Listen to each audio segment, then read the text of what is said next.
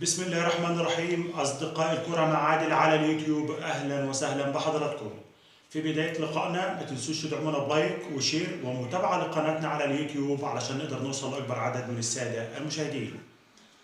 اليوم في جنوب أفريقيا أقيمت دوري أبطال إفريقيا لدوري الأبطال والكونفدرالية، ووقوع النادي الأهلي ونادي بيراميدز في مجموعتين مختلفتين.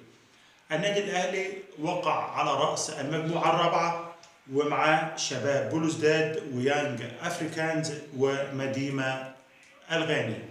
دي مجموعة الأهلي مجموعة نارية. مجموعة بيراميدز أكثر شراسة.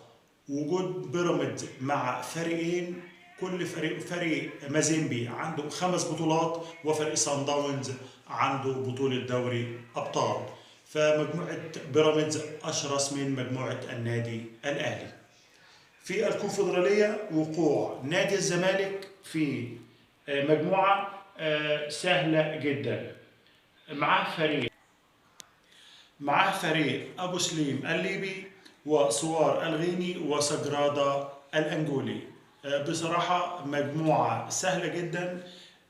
ما فيش فريق شرس فيهم غير فريق سجرادا الأنجولي. مودرن فيوتشر وقع في المجموعة مع اتحاد العاصمة والهلال الليبي والسوبر سبورت الجنوب أفريقي. دي مجموعات وقوع الأندية دوري أبطال وكونفدرالية، وإن شاء الله تبدأ أولى الجولات يوم 26/11 بالنسبة لأبطال الدوري وبالنسبة للكونفدرالية. بالتوفيق إن شاء الله لأربع فرق المصرية في البطولتين إن شاء الله. ننتقل بعد كده للأهلي يستعد لمباراة الإسماعيلي يوم الأحد القادم. النادي الأهلي في إطار مباريات الدوري العام هيلاقي نادي الإسماعيلي يوم الأحد القادم، والنادي الأهلي يواصل استعداداته لهذه المباراة طبعا في ظل غياب حسين الشحات ومحمود كهربا عن المباريات، لأن طبعا حسين الشحات موقوف 4 مباريات ومحمود كهربا موقوف 6 مباريات. مر منهم مباراة، ومباراة الإسماعيلي دي المباراة الثانية. فمارسيل كولر بيجهز اللاعبين نفسيا قبل تجهيزهم بدنيا استعدادا للقاء ده، لحساسية لقاءات النادي الأهلي مع خط القناة سواء الإسماعيلي أو المصري أو منتخب السويس. فبالتوفيق إن شاء الله للنادي الأهلي، والنادي الأهلي مكتمل الصفوف بأمر الله. الإشاعات اللي هي بتدور اليومين دول حول رحيل محمد عبد المنعم، يا جماعة دي كلها إشاعات من خلال مصادرنا داخل النادي الأهلي. لا يوجد أي عروض لمحمد عبد المنعم، وإنما كل ما يقال على ان محمد عبد المنعم هيرحل على النادي الاهلي وعرض مغري لمحمد عبد المنعم، كل دي اشاعات الغرض منها هد استقرار الفريق، لان محمد عبد المنعم خلاف الموسم ده يتبقى في عقده موسمين.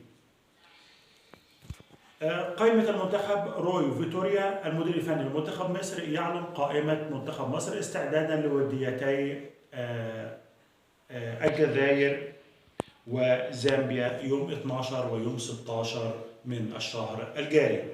واختار 7 لاعبين من النادي الأهلي.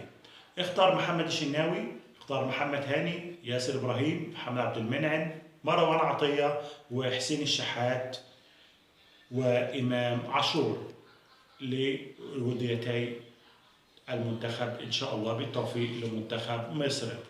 وطبعا بعد المباراة الثانية لمنتخب مصر يوم 16 هيعود اللاعبين للنادي الأهلي استعدادا لمباراة سيمبا التنزاني في دوري السوبر الأفريقي يوم 20/10 إن شاء الله.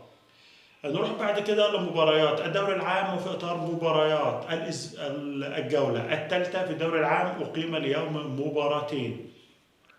المباراة الأولى كانت ما بين الاتحاد والجونة، ونادي الاتحاد يعوض تأخره بهدفين أمام الجونة في استاد الإسكندرية إلى التعادل 2-2 بفضل نجمه مابي لولو الذي أحرز هدفي التعادل.